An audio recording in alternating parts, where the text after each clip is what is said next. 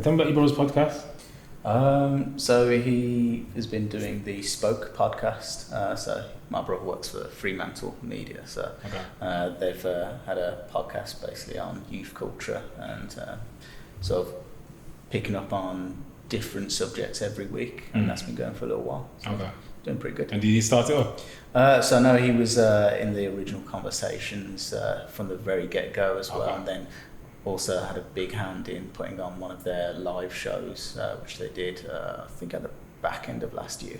Okay, cool. So guys, welcome to ViDERE podcast episode 3. Yes, Ravi, I've got that, episode 3.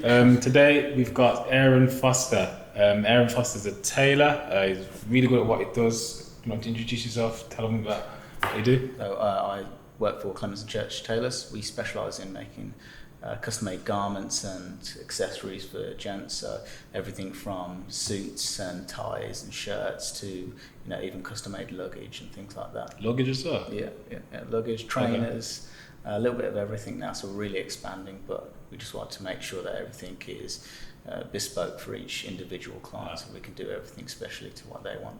So it started out originally as strictly formal wear?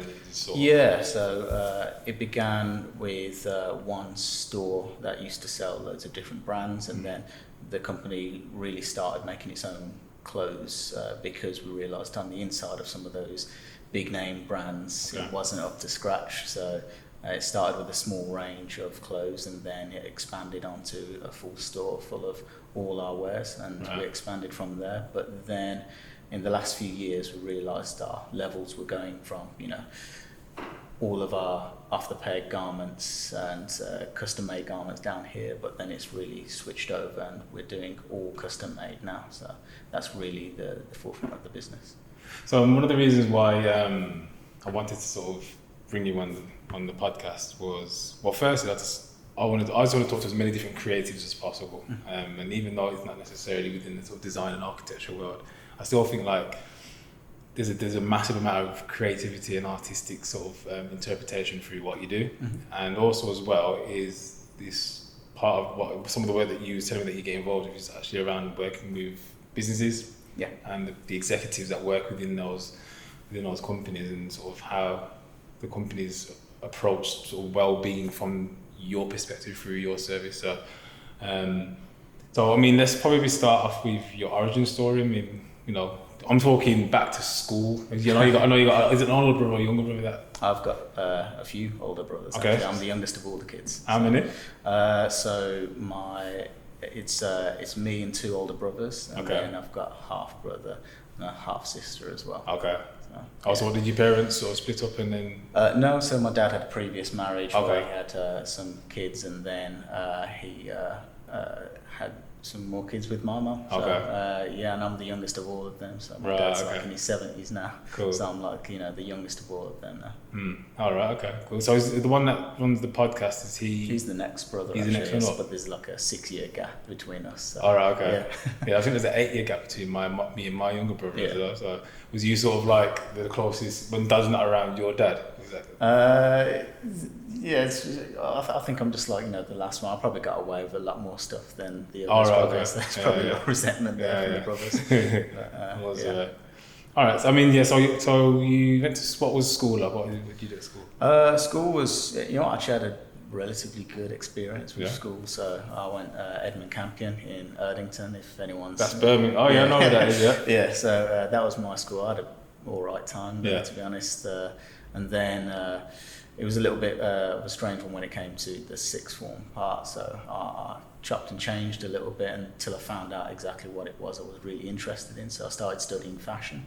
Okay. And when I realised that was what I wanted to do, then after studying that for a little while, my son came about. So then it was time to go full time at work. So education had to take a back seat. Okay. So while I was doing that full time, I got back into it a little bit, but then this company actually popped up around about when I was 21, I believe. And so you've left school, you're 16, yeah. You're at college, yeah. You're you're studying fashion. Yeah, so I did sixth form, then I went to college studying art, and it was sort of a wide spectrum of everything. And then you sort of found that from... I found interest in all fields, but I really honed in on the fashion side of things, like, you know, anything that I was really making something from scratch. I really enjoyed that, and I liked the construction of garments and how they're put together, even a bit of, like, you know, the design of the textiles as well.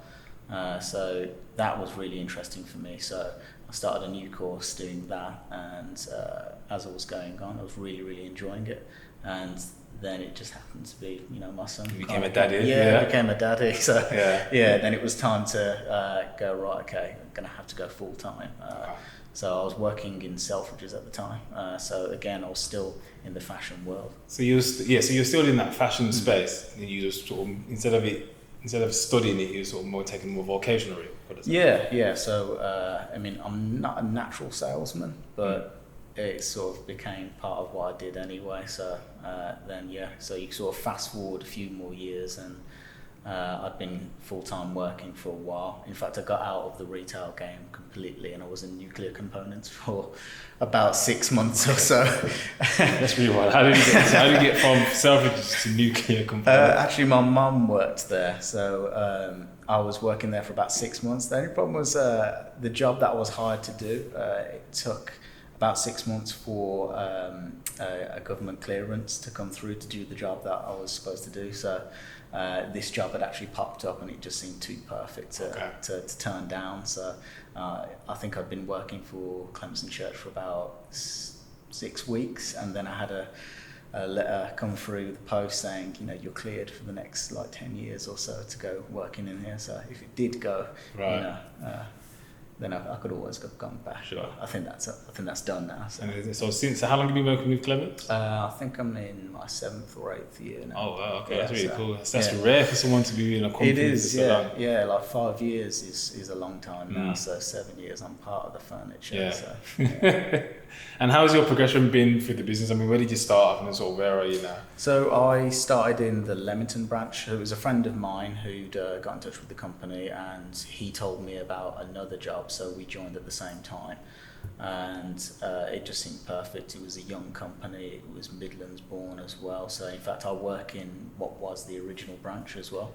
But I joined the Leamington company, and I moved over to Leamington Spa as well. So I spent about 1.5 years living there, but I realised I'm definitely a city boy. So, you know, moving to a small town in Leamington, I found myself coming back all the time. And then at one point I just decided, right, it's time to move back to Birmingham, and a job had opened up in the Birmingham branch. So I'd moved over there. So I originally started as a trainee, where you get to learn all parts of the business, because essentially every store is run like its own business. So we have to work out the bills and, you know, do the visual merchandising ourselves. There was only a couple of guys there at the time, so it was relatively young. And I mean, the quality and the standard of the collections was nowhere near what it is right now.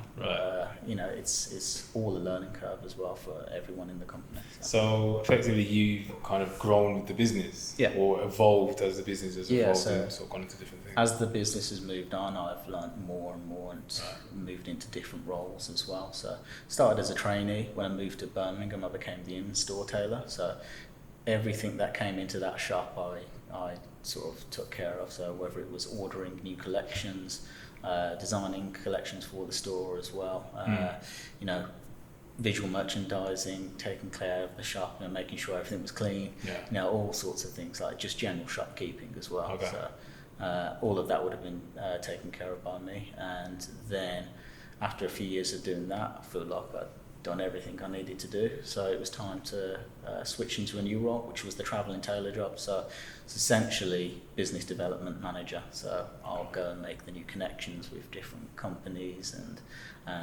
you know, go out and find new business. And so hence why how you got so that's the current sort of job that I'm doing now. So I'll go out and do all of the networking meetings, which is where we met, and go and sort of connect and collaborate with different companies. So you still tailoring? Yeah, so at the end of the day, I mean, my job is mostly sales. So I also, with the travelling aspect of it, I go to the client's house I'll go to the office appointments as well. So, it's mainly for the customers who can't make it into the shop. I'll go and bring the shop to them as well. So it's, it means that I'm doing most of my work on the road. And like, I suppose in terms of the clients that you deal with, are most of them business people who run businesses or own businesses and so on? Yeah, I'd say so. I mean, like, that's a big bulk of the client base. Okay. I mean, where we're positioned on Church Street as well, half the clientele are walking past every day on the morning rush. So, anyone who needs a suit, that's pretty much going to be our sort of client. Yeah. So, but it's wedding clients as well make up a massive part of it, because and those tend to be the more interesting pieces as well, because it's really strange. Every single person now is a different brief, so you need to sort of cater to everyone else's needs as well. I could imagine as well the parameters around a wedding. Yeah. Be a lot more creative and flamboyant than compared to someone who's going to wear a suit to go to work. So. Yeah. So with weddings, it can go in either way. So some people want a suit which is all out there. This is my one big day, so I'm going like green tartan or something Sparkles like that. Sparkles, that's it. Yeah. So, where you get the cool dinner jackets with the paisleys and things like that. Yeah. So that can be really, really interesting, and you sort of become part of their wedding planning service. So you need to know what's the colour themes, what else is going on in the wedding. Have you picked the flowers yet? So we need to know if that's going to work with the outfit as well. So it's all building up a general picture of the client, and then we can get to work on right. So let's not think about the fabrics until we've got a good idea of what's going on. So this is where I think this is where I see what you do as really an art form, in the sense of it's not just a case of knocking something together and giving. You go through the whole artistic process of working from a theme and a concept and sort of developing something from there. I mean, how does it work with some of the companies and the brands that you've interacted with? So I mean, when it comes to more corporate clients, essentially most of the guys will start off, they'll come into us and it's just a case of it's greys, charcoals, black suits, that sort of it. That's where a lot of the guys stay. So we always do have those fabrics readily available, but over the course of a year after they bought their first one, they realise all of the intricacies that go into creating the suit. And when you give someone all of those options as well, they only came in for a grey suit and they're like, damn, it's too much. Well, I haven't really got to experiment too much on it. And then it's like, next time he comes in, we can maybe get in like a Glen check, which is going to be relatively subtle. Let's get in something like that. And it's about sort of outfit building and, building up their wardrobe and seeing what's in there as well. So, often with a lot of the clients, we'll offer to go over to the house, have a look and see what's in their wardrobe already and go, do you wear this? Do you not wear this one? Is that going to still be in rotation? Because we don't need to go and get another black suit if you've got 4 in there already. Let's go for something else. So you actually act as, you're not just designing their clothes, you actually act as a stylist to some extent then? Yeah. Okay. So it's all about, making sure that they look their best every single day. So we don't want it to be, okay, you've come to Clements and Church, so wear one day out of the 5 working days and you feel great on that day and then not so much on the other day. So we want to have a little look, how can we chop and change as well? So a lot of guys are coming in to get separate. So these trousers are going to work with these 3 jackets. This shirt is going to work with all of your suits. This tie goes with that shirt and that. So, it's not about everything they buy from us, it's how it works in their wardrobe as well. One of the things I like about you is you practice what you preach. I mean, you look very well dressed. It was even down to the details of like your shirt matches your napkin. Well, yeah, I mean, it's I like things like that. It's cool. So I sort of I looked at my own wardrobe a couple years back, and I realised we used to be known for wacky suits. Like I used to get a lot of my clients because I was the guy walking around in a tartan suit, and people would stop and I had a fair few clients who are still shopping with me today from a suit I wore 5 years ago, and they spotted that one tartan. They're like, I need something like that. So I'd literally go to the same bunch, and I was like, well, you can't have mine, but you can have all of these. So it started like that, but it means that I could only really wear that outfit as one outfit. So I really started going back to basics and just getting all the staples done. So, simple greys and blues that all work together. So, I could actually get dressed in the dark if I needed to, and it would all work together. Okay. So it's about building those sort of connections as well. And going back to something that you said earlier in terms of like a client comes in, wants a grey suit or a black suit,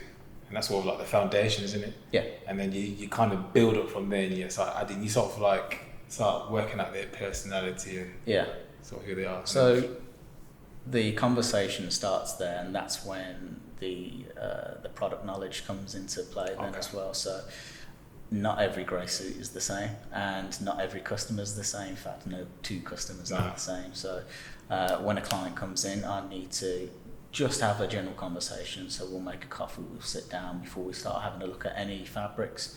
We decide, right, okay, how often are you going to wear this? Like, are you going to be battering it like every 2 days? Right. Are you going to just wear this for events? Is this like, you want to go into like your top board meetings, you're always going to put on this suit? I need to know exactly what it is. And then it's also, gauging the size of the guy, like that sort of thing. Yeah. All of that's got to come into account as well, because I'm not going to give you a really lightweight fabric if you're going to be mainly wearing this, to and from work. So we want to make sure that it's going to withstand, and that's when the product knowledge comes in. So at the point that they start giving me the brief, I've got to sort of have an encyclopedic knowledge of every single bunch that I've got. So it's funny that you say you're not a salesperson, but I think to be an artist, you can be your creativity. You need a medium. You need to understand the medium that you're working with. Yeah. And like I understand, my product knowledge with regards to what I do is pretty extensive. I've been doing it for years. But if I don't know, if I have an idea that I don't know I can create, I need to have an understanding of the products to know that will actually work. And I think that sort of really emulates with what you're saying around how you deal with your clients. You need to know what works and what doesn't. So. Yeah, absolutely. I mean, like, it can be everything from going back to college, studying colour theory. I need to know what colours actually go together, which really do clash and which clash in a good way. So all of that gets to brought to the surface, and then also it's just knowing your textiles as well. I need to know what's the composition of this. I mean, I'm not going to do a cashmere blend if I know that he's going to wear it all the time. It's going to have to be 100% wool. It's going to have to be to a certain weight. What's the sort of durability of each fabric as well, and if it comes to like chopping and changing, textures need to go as well. So it's the same thing as like an interior designer. He needs to know does this granite go with that wood, that sort of thing. Yeah, because I mean, when I sort of started moving, when I say moving, I sort of started evolving my thinking around not just fish tanks, but sort of the context that the fish tanks going in terms of the interiors. I started looking at colour theories and looking at analogous colours and complementary colours, and it's so fascinating how sort of a combination of textures and colours can really change someone's perception of whether it's a piece of clothing or a piece of aquarium art, So, but one of the things I wanted to do was kind of show you a quick demonstration of this tank. This will be going in one of your showrooms within the next sort of a week or so. So we should get started. Yeah. Right. So what we've got here is what we call dragonstone. It actually comes from China, that sort of region of the world. Okay. But as you can see, the reason why they call it dragonstone, because sort of the textures and the grooves sort of mimic dragon scales. Yeah. So, and it's really popular piece of material. We've got a large piece of what is this? This is driftwood from a mangrove. That's very cool. Yes, this is basically a mangrove root. So what we're going to do is what we call I call it a planted hardscape. So an aquarium with just sand, rock, so sand, wood, and stone or rock is called a hardscape display. And that's basically just saying the hard materials, basically in situ. And what we want to do is, instead of planting, putting the plants in the substrate, which is the sand on the bottom, we're going to actually attach them to the rock, to the piece of the wood or the rock. Okay. And it will pretty much grow. It will root itself onto the wood and then sort of grow from there. And it's almost like, orchids they're called epiphytes. Mm-hmm. So epiphytes are basically plants that grow out of the soil or out of the sand or the substrate. Oh, okay. So they'll basically, so you'll see once we start, as it develops, it'll start to look like a completely different piece. So I'll start off with some pieces of sand.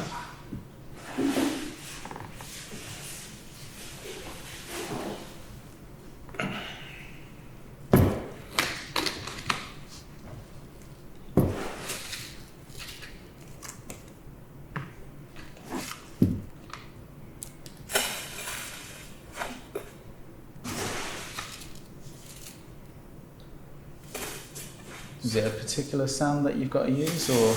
Yeah, it's just white quartz sand. Okay. Comes from a company called Unipack.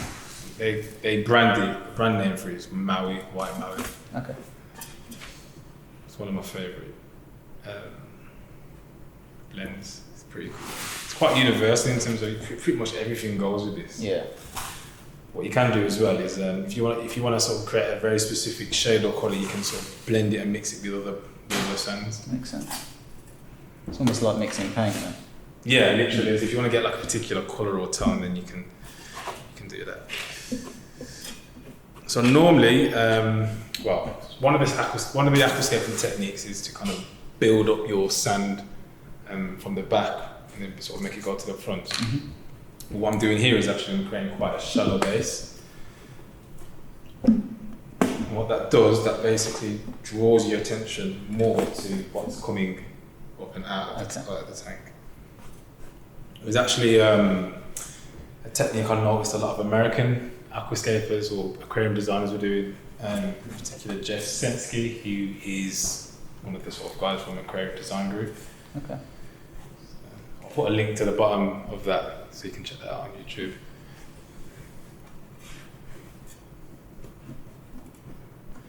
Right, so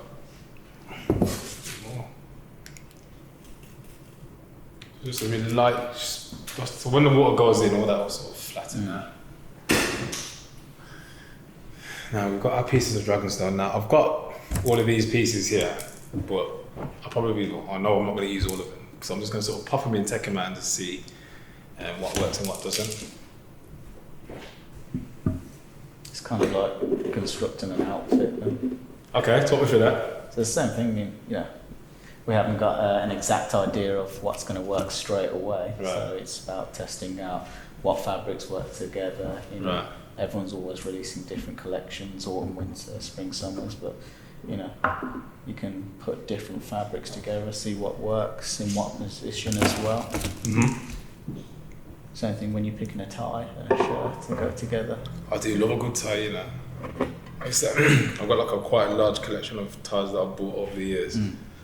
I used to work in a restaurant when I was sort of like a student, and like one of the things that I was probably like one of the only sort of waiters or barmen in the restaurant who would wear a white tie, and I'd have like 3 or 4 like a selection of them, and it was like it was like a little thing. I think ties are really good at kind of expressing aspects of your personality. Yeah. I mean, it's something that's really, really personal. It's a tricky one to.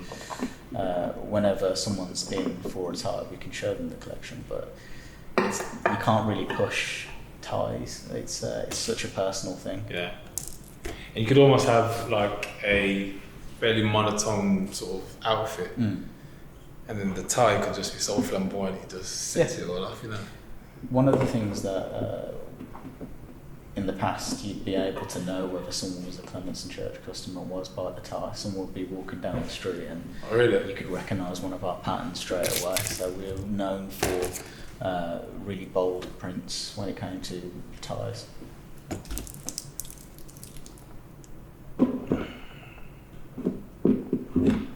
Let's take it close to the edge. Let's see if this has got here. No, see, I think this piece here is too big. Yeah, so this one doesn't make the cuts. I mean, I don't want to sort of focus too much on the Rockwork, because I think most of the architecture in terms of the shape and form of this display is here. This is just kind of like I'm using these pieces of rock to almost create like a nice transition from the sort of accent notes. Yeah, essentially, yeah. And if you look at sort of like the colour tones with the pieces of stone, they kind of make a nice blend from obviously the quite harsh white light colours of the substrate to the obviously the dark tones of the wood. Nope.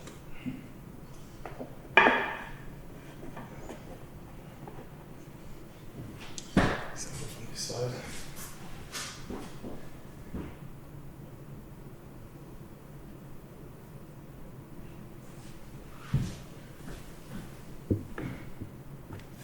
Something there.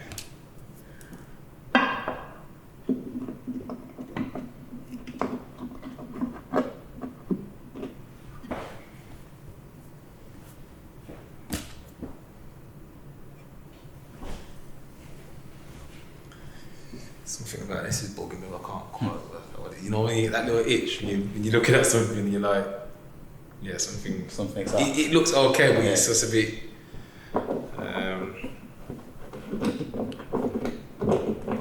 I tend to find that in the mornings and when I'm out of the wardrobe, I try to pick something. That might be better actually. I'll do that look for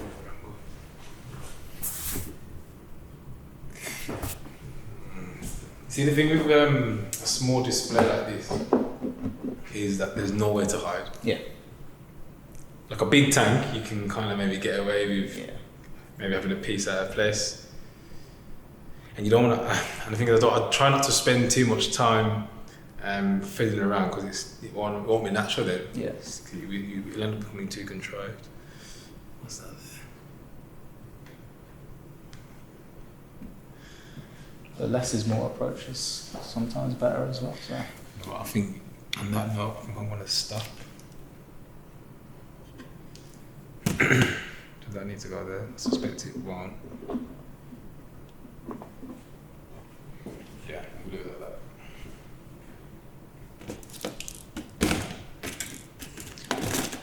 The rock actually really reminds me of. I was just in Thailand, and it looks really similar to some of the rocks that I was climbing there. Oh, actually, on the rock first? So I did a bit of rock climbing while I was away, and we also did. It was more of a trek up to a viewpoint on this sort of cliff edge. So as we got up there, some of the rocks looked just like this actually. Like I hadn't seen rocks like this before.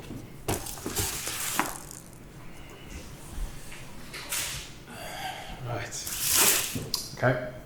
So what we've got here now,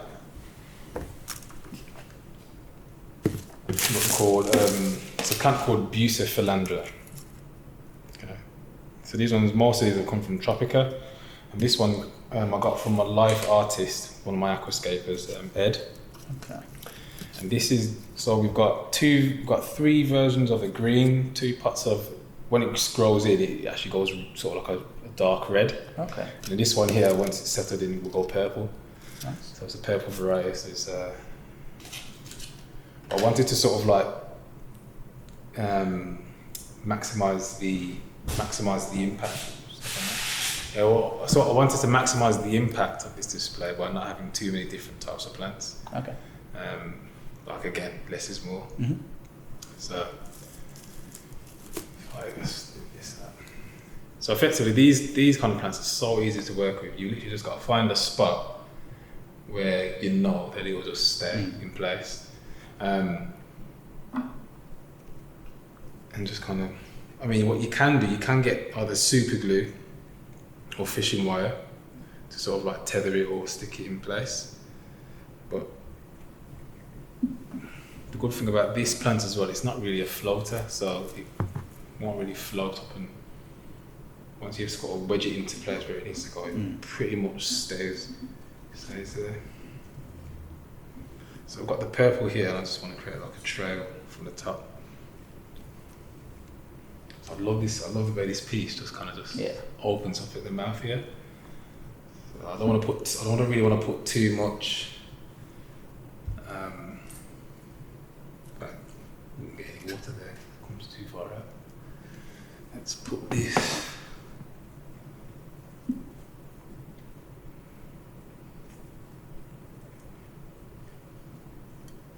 It's not going to work.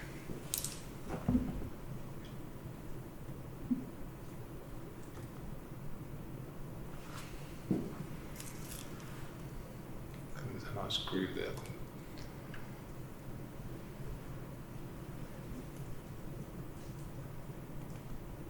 And so do the roots grow into the wood? Like, do they lodge themselves in? Or? Yeah, so what the roots are pretty much, pretty much kind of like attach themselves and secure them. So Sarah, we've been speaking a lot about, that's better. So we've been speaking a lot about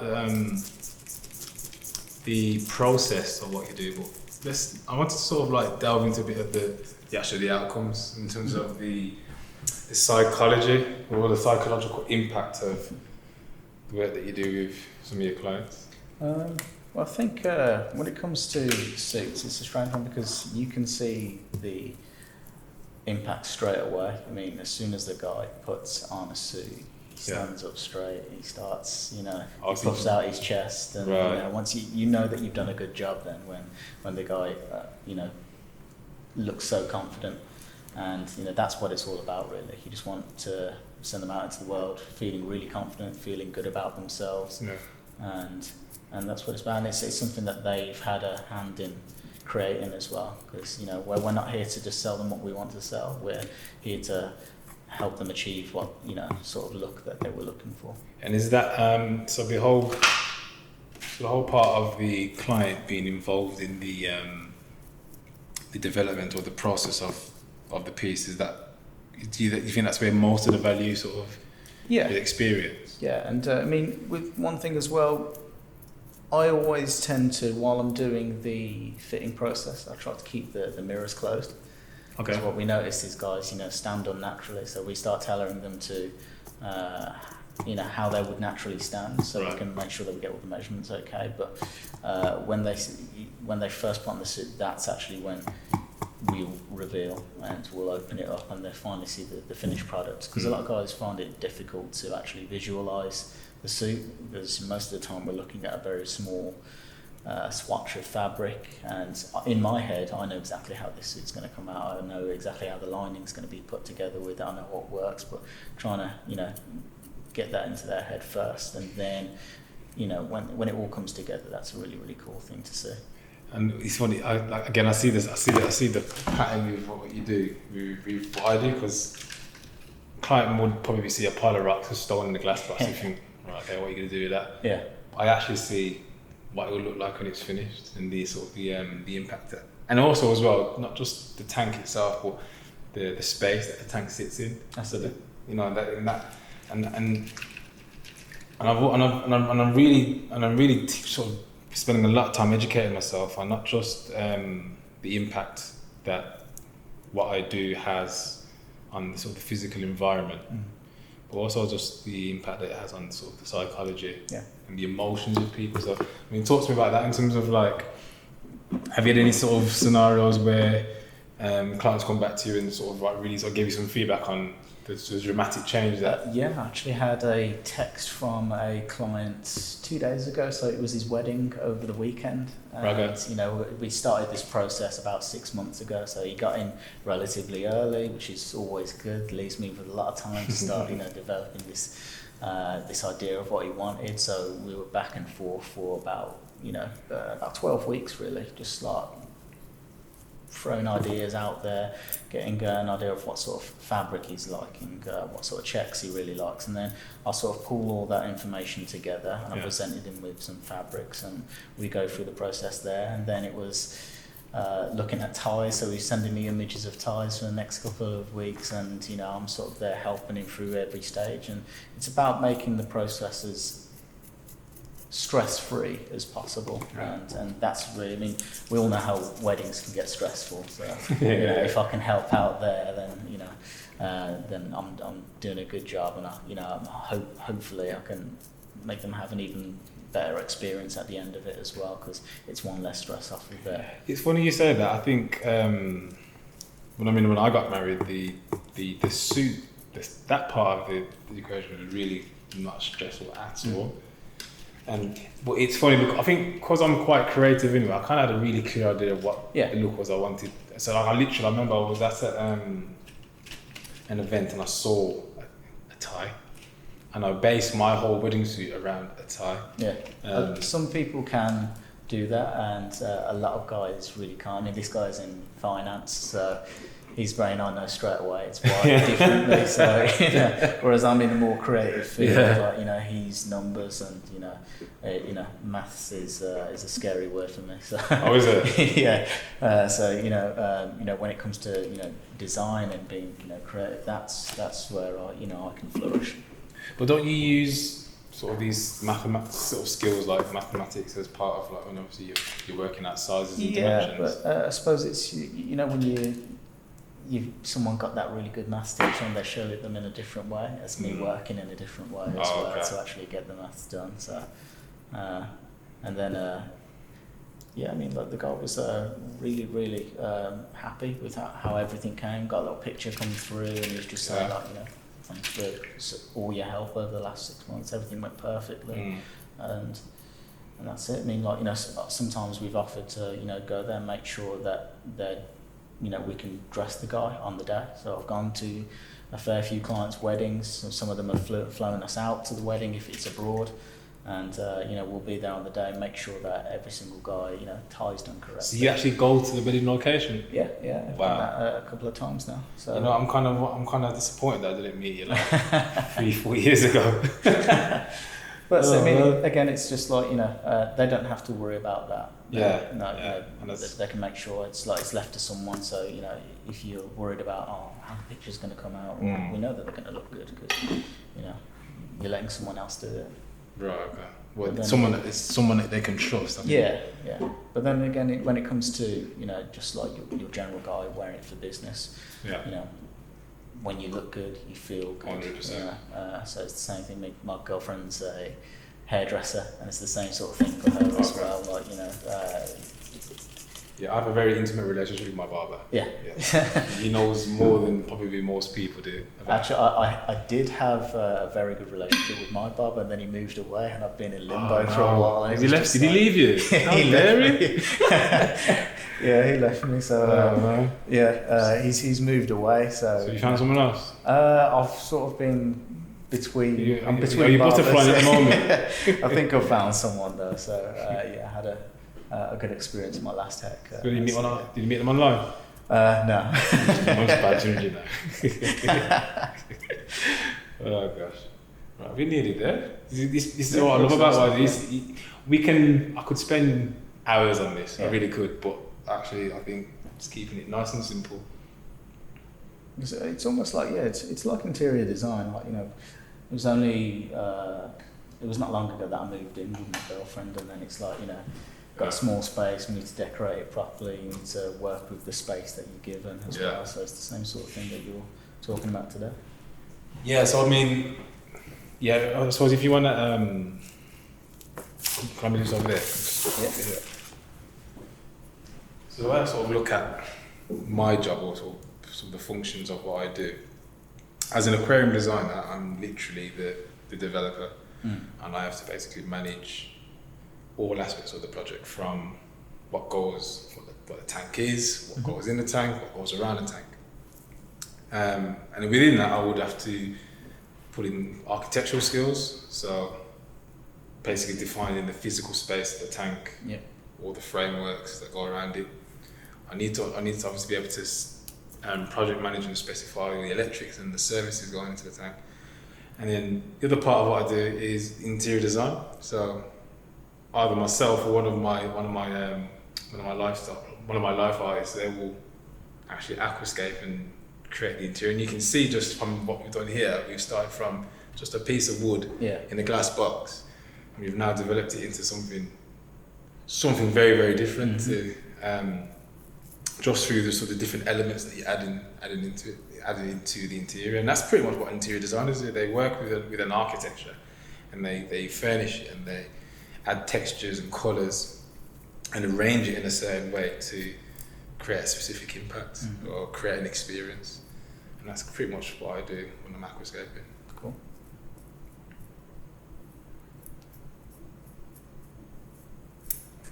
So I'll just clear it out some of this for the roots.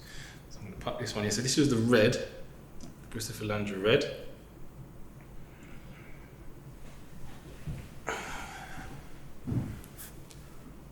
I'm actually really pleased with that. I've got a nice surprise for you actually. Okay. I didn't tell you before you called me, I'm telling you now. So, I spent around maybe a couple of weeks, well, hold on, I'll tell you that. Of the last couple of weeks, I've been sort of keeping an eye out for something that would be perfect for you in your shop. Okay. And I found him, I think I found him about a week ago. So I'm not going to show you yet. I'm going to feel the what I did, I'd settled him into one of the storing tanks back at mine. So I have basically the water from the tank, so the fish will go pretty much straight in. So I'll just hold on for 2 seconds and I'll go and get him.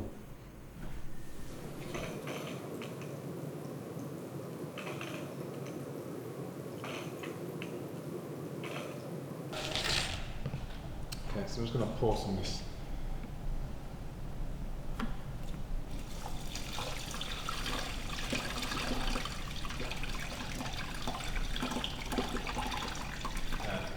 Tell me about this rock. So you rock climbing inside, was that your first time rock climbing?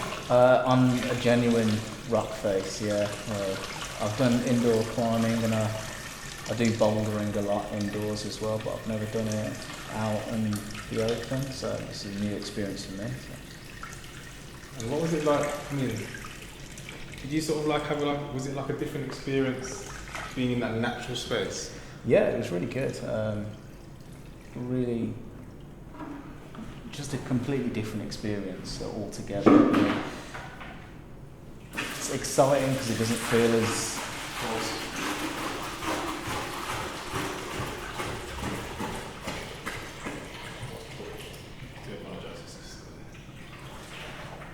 This sounds awful trying to talk over this. Carry on. yeah, it's exciting because it's you haven't got the mat down below you. It literally is just the ground. I mean, it's as safe as ever because you still got the harnesses and everything, but it just feels a little bit more raw. It's funny actually. I know like people think about connecting with nature as like sort of like a beautiful, tranquil experience. But actually, there's a part of nature that's not so nice. No, this was nerve-wracking as well. And it's, you know what I mean? Like that fear actually is kind of another dynamic of that natural connection, because you need to be aware of yourself and be safe within your physical surroundings. I think the thing that got me was obviously when you're indoors, there is no breeze. Right. And you know that you're up somewhere high. Oh, you right, can feel okay. the breeze going past you. So yeah, it's just an added dimension to the fear. Right. I think it might be a bit too.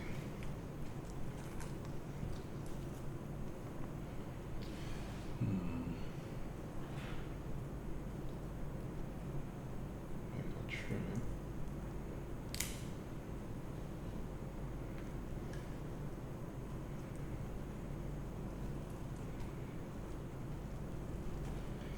Like I can see the hole where it'd fit in. He doesn't want to get in there properly.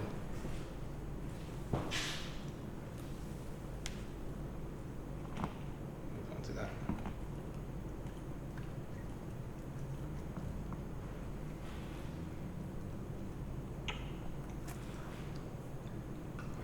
I guess it's a bit of a trial and error.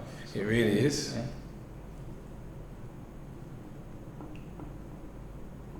Nature doesn't always do what you want it to do. I suppose it's the same as with us as well. When there is a new fabric that we want to add to the collection, so we've got to road test it first as well. What does road testing look like? Sometimes it's great because it's again like I'll sort of be the guinea pig. If a fabric really does work, then great. Yeah. If it doesn't, then Not so great. Not so great. Again, before we can let the public go and have some of the fabrics, we need to make sure that they're going to withstand the day-to-day wearing of suits. That's what you're trying to get away.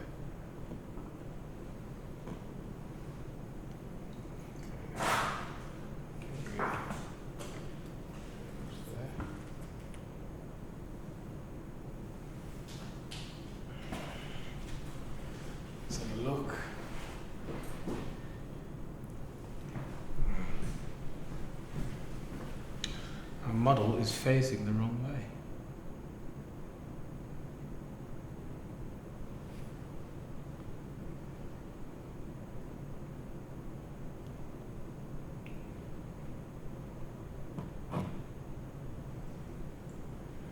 Yeah, so as these plants grow, they'll pretty much latch onto the wood and sort of use it as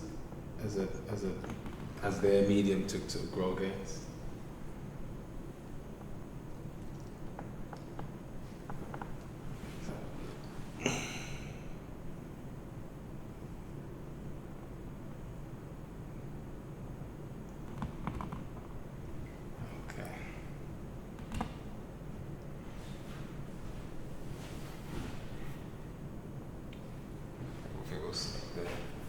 Right, so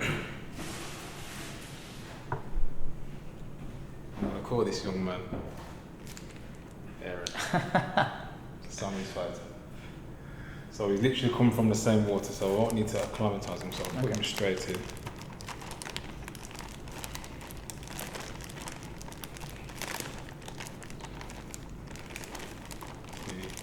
This is your personal fish, that's alright. Cool.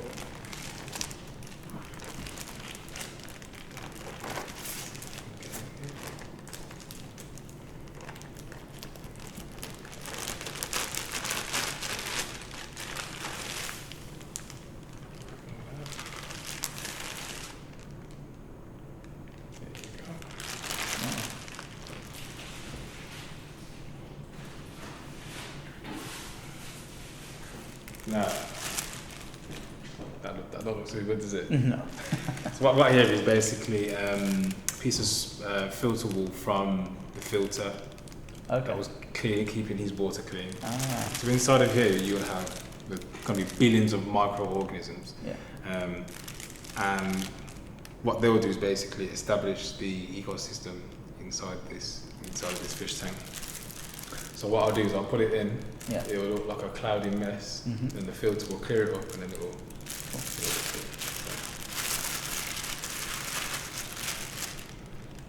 Just needs to do that.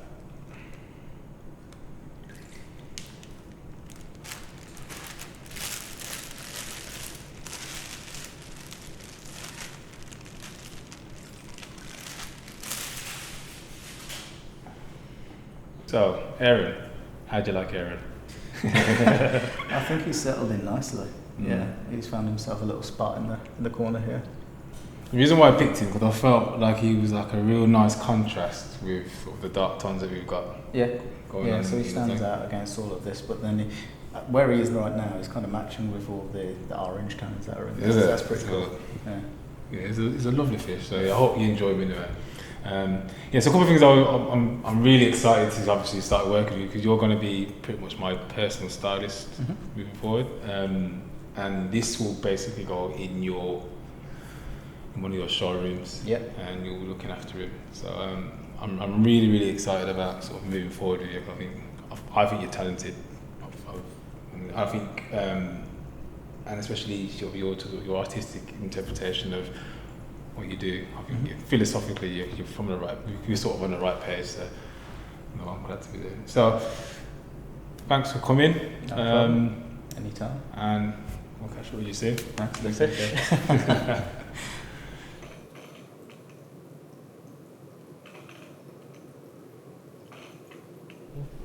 Aaron, before you go, I'm going to sign the art piece, okay?